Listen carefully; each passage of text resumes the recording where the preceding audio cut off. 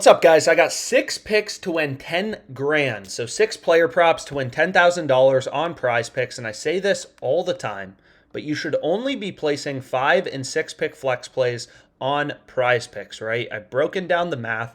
All of my results, all results on PrizePicks are from 5 and 6 pick flex plays, right? And we can go through the math again briefly. And if you can find me anybody with even a positive ROI playing 2 pick power plays, I'd love to see it because it's not going to happen. Right?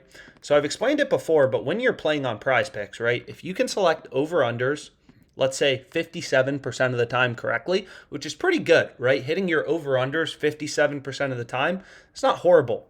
If you're playing 2 pick power plays, your ROI, the spreadsheet will be in the description, is negative 2.5%. Negative 2.5% for a 2 pick power play.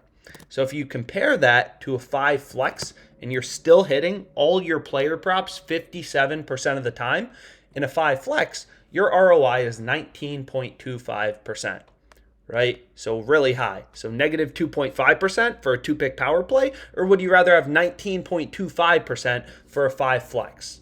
Right? It's an absolute no-brainer. So you just have to kind of understand the math, understand the payouts, because you're not going to make money with 2 pick entries, 3 pick entries, or 4 pick entries. But anyways, let's go ahead, let's get into it, right? So basically on PrizePicks, we want to find plays that are winning at the highest possible rate. It's really that simple, right? If you're winning your player props 52% of the time, each of your picks, if you can select overs and unders at a rate of 52%, your ROI in a 5 flex is negative 13.9%. If you can get it up to 56%, right, your ROI is 12%. So these differences make it makes all the difference in the world. 52 to 56% takes you from 11.9% to, negative 13.9%. So you need to be looking for picks that are winning above 54.25% of the time on PrizePicks. And the way I typically do this is using the positive EV tool, right? So the strategy is pretty simple. PrizePicks doesn't vary your payouts depending on if you select overs or unders. So you'll notice here, right? 5 flex, 5 out of 5 correct, you get a 10x payout. 4 out of 5, you get a 2x payout. 3 out of 5, a 0.4x payout. It doesn't matter if we were to take overs or unders, these payouts don't change, right? All you need to beat PrizePicks long term is picks winning over 54.25% of the time. So that's what we're looking for. So essentially what the positive EV tool does is it pulls in lines from PrizePicks, right? For college basketball, NHL, MLB, it's reading in all these lines. It's also reading in all these odds from sportsbooks. So if you go to the NBA, for example, I'm not sure why all these games are locked on FanDuel, but essentially OddsJam is reading in odds, right, from all of the sportsbooks as well as PrizePicks and showing you where the value is. So here you can see Andrew Nemhard. All the sportsbooks have his over heavily favored. On FanDuel, it's minus 158. On Caesars, minus 142. On DraftKings, minus 140. So all sportsbooks, right? It's not just like there's one data point.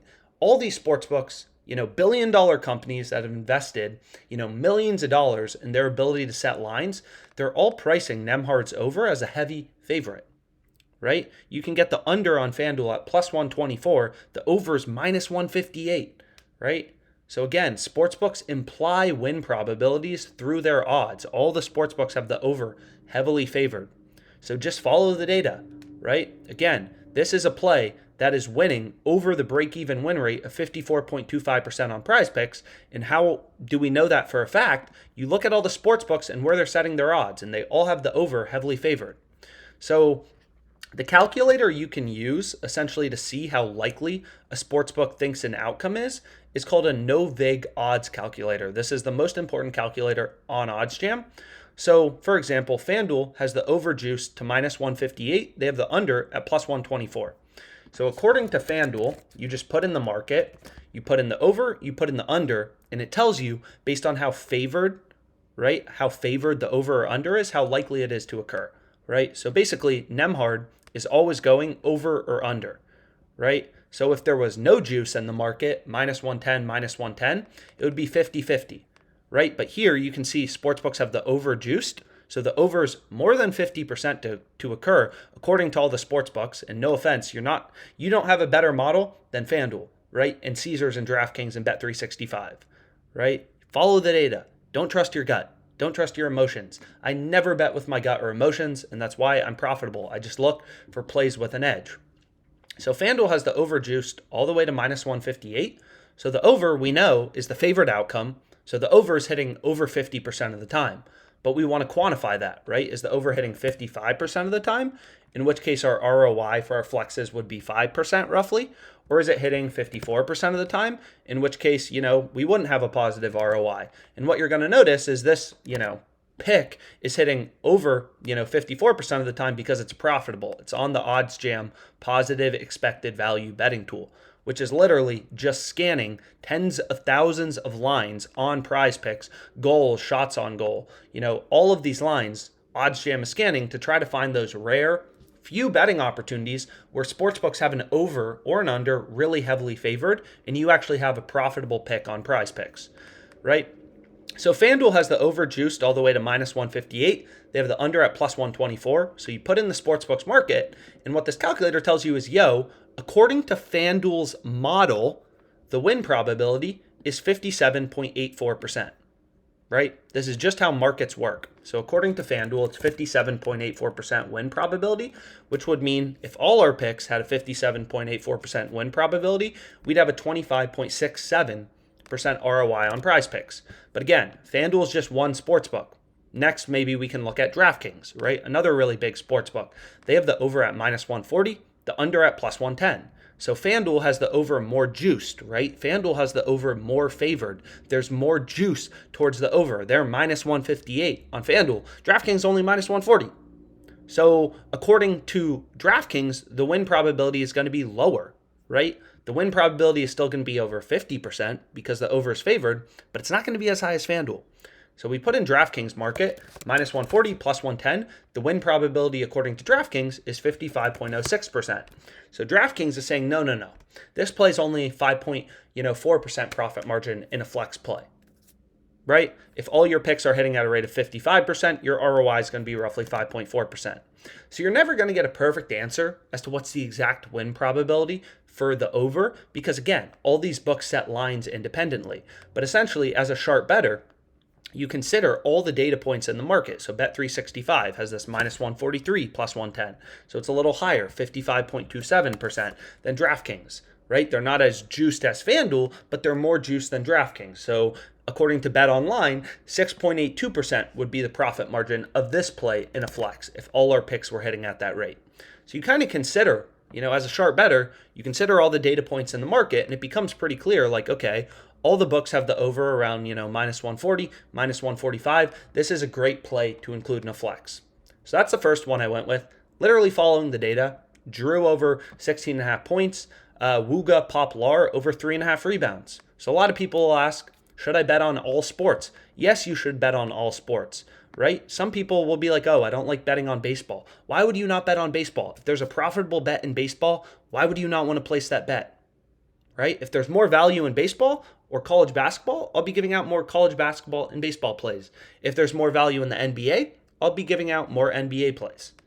And I say it all the time too, but it's not just PrizePicks that this strategy works on, right? You can make money off any sports book.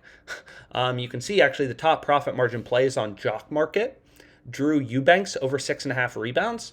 And what you'll notice is, all the sports books have his over pretty heavily favored. Jock Market is literally a PrizePicks replica. This platform works exactly like PrizePicks, right? But why should you sign up for it? Well, there's two reasons. One, they have a sign-up bonus. Two, PrizePicks doesn't have the same lines as Jock Market. Again, all these books set lines independently.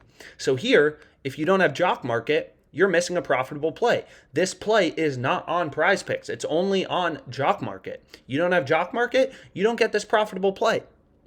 So I say it all the time, but as a sharp bettor, you want more sports books. You can see the highest profit margin plays on Jock Market. Then it's on BetRivers and Barstool. Then it's on Betway Sportsbook. Then there's some plays on Fliff Sportsbooks. Looks like they have a really good line on the Suns -4. So long story short, more books means more profitable betting opportunities. But let's go ahead. Let's get into my play. Andrew Nemhard over 1.5 3-pointers. Drew over 16.5 points. Wooga Poplar over 3.5 rebounds. Trey Jones over 3.5 rebounds. Kyrie Over 2.5 threes, Jimmy Butler. Over 5.5 rebounds in a 6 flex, 400 to win 10 grand. Right? And here's how a flex play works if you're not familiar. And then I just included, I took out the play on Butler and I did a 5 flex. And then I replaced Butler with Kyrie here and I did another 5 flex. Just diversifying a bit, So long story short, that's what I got for you guys. Any questions, I'll put my email in the description, alex@oddsjam.com. Feel free to email me. Let's make some freaking money.